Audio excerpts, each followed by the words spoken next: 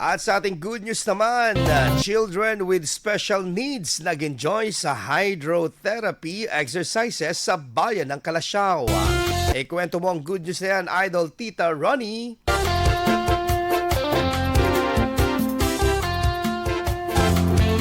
Sa unang tingin, para lamang silang naglalaro at nagtatampisaw sa swimming pool. Ngunit higit pa sa saya ang hatid ng isinagawang hydrotherapy exercises para sa mga batang may espesyal na pangangailangan sa bayan ng Calasiao. Pinangunahan ng Calasiao Stimulation and Therapeutic Activity Center, katuwang ang Persons with Disability Affairs Office at Municipal Health Office, ang programa na naglayong itaguyod ang kalusugan at kapakanan ng mga children with special needs.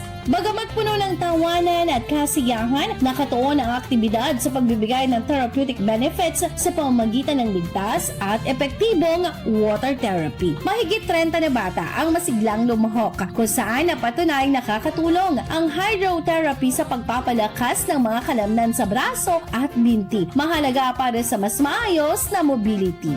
Hindi lamang pisikal na aspeto ang natutugunan, kundi pati mental at emosyonal na kalusugan ng mga bata. Nagbibigay rin ito ng dagdag na kumpiyansa sa sarili na mahalaga sa kanilang pang-araw-araw na pagharap sa mga hamon. Tiniyak naman ng lokal na pamahalaan ng Calasiao na pagpapatuloy ang ganitong uri ng programa bilang bahagi ng patuloy na healthcare support at eksklusibong serbisyong panlipunan para sa komunidad. Yan ang ating good news for today. Ako si Idol Tita Ronnie Tatak, IFM.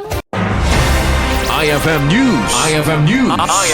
IFM News.